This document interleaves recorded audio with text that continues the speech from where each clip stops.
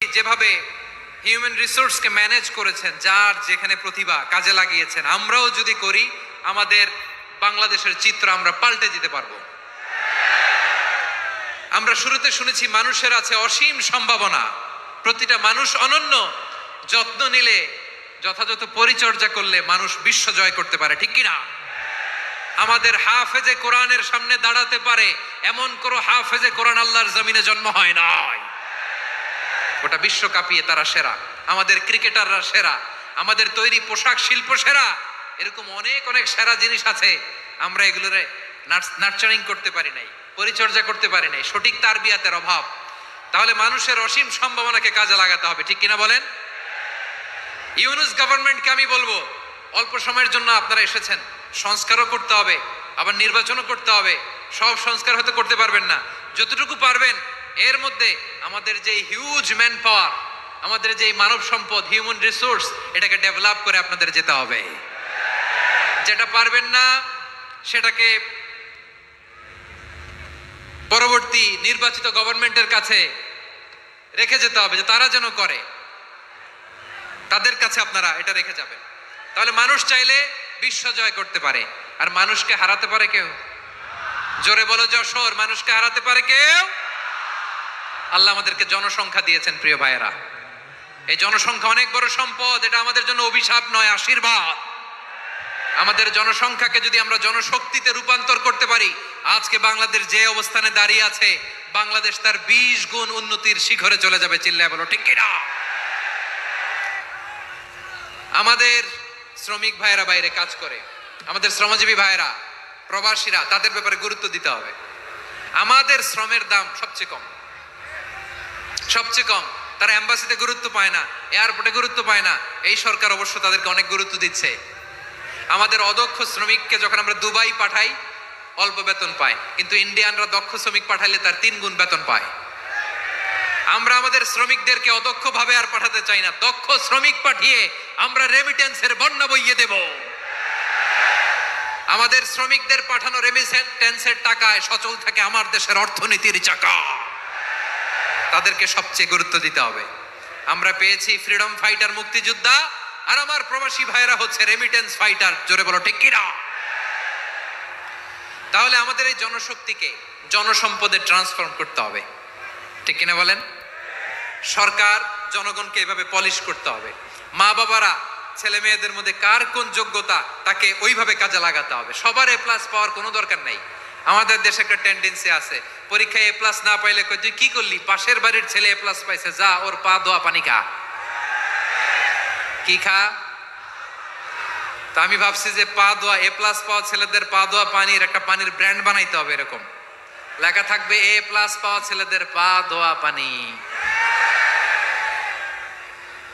খাওয়া নাই, এগুলার খাওয়া নাই। ওরে আল্লাহ এ প্লাস পাওয়ার জন্য বানাইছে, আর আপনার ছেলেকে এই এ প্লাস গুলারে নিয়ন্ত্রণ করার জন্য আল্লাহ বানাইছে। ওকে দিয়ে আল্লাহ কি করবে আপনি জানেনই না। একটা এ প্লাস, একটা এ গ্রেড একটা মানুষের জীবনকে ঠিক করে দিতে পারে না।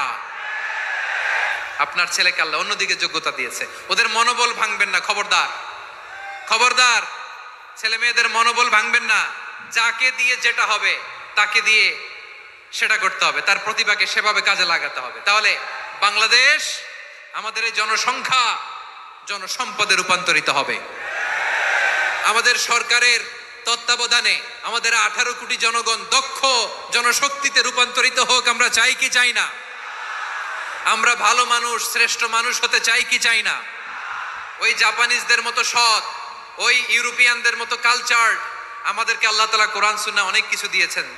যেহেতু বর্তমানে আমরা দেখছি তারা সৎ, তাদের মধ্যে ভ্যালু আছে, সেগুলো আমাদের মধ্যে আনার দরকার আছে না নাই? আর ইসলাম দিয়ে আমাদের জীবনকে সাজাতে হবে, ইসলাম দিয়ে আমার পরিবারকে সাজাতে হবে। ইসলাম থেকে, কোরআন থেকে প্রেসক্রিপশন না নিলে জীবন সুন্দর হবে না। কোরআন থেকে প্রেসক্রিপশন না নিলে সমাজ সুন্দর হবে না। কোরআনের প্রেসক্রিপশন না মানলে রাষ্ট্র সুন্দর হবে না। কোরআনের প্রেসক্রিপশন অ্যাপ্লাই না করলে শুধু দুর্নীতি দমন কমিশন দিয়ে দুর্নীতি বন্ধ করা যাবে না। এজন্য কোরআনের আইন আমরা চাই কি চাই না? প্রিয় ভাইয়েরা, হিউম্যান রিসোর্স ডেভেলপমেন্ট, মানব সম্পদের উন্নয়ন, আমাদের সরকার যেন এদিকে নজর দেয়। আমরা যেন এই ব্যাপারে যত্নবান হয়ে উঠি। যাকে আল্লাহ যে যোগ্যতা দিয়েছে, এই যোগ্যতা দিয়ে আমরা যেন ইসলামের জন্য, দেশের জন্য কাজ করি। আমরা যেন আমাদের স্কিল ডেভেলপ করি, আমাদের পটেনশিয়ালকে ডেভেলপ করি।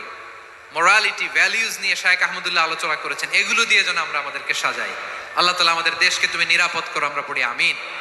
আল্লাহ আমার 18 কোটি জনগণকে তুমি জনশক্তিতে রূপান্তরিত করো, আমিন। আল্লাহ আমরা হাতে হাত রেখে, কাঁধে কাঁধ মিলিয়ে, ভাইয়ে ভাইয়ে যেন এই দেশকে গড়তে পারি, আল্লাহ তুমি তৌফিক দান করো, আমরা পড়ি আমিন।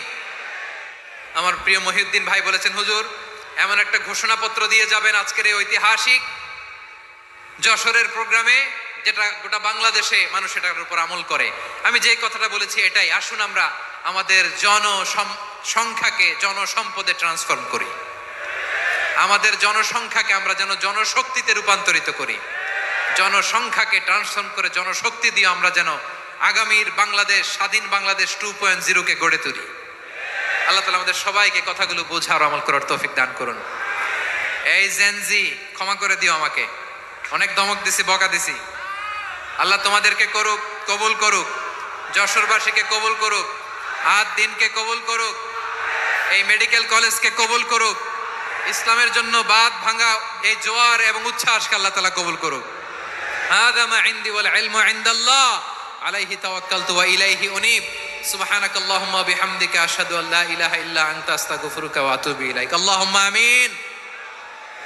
রব্বানা ظلمنا أنفسنا وإن لم تغفر لنا وترحمنا لنكونن من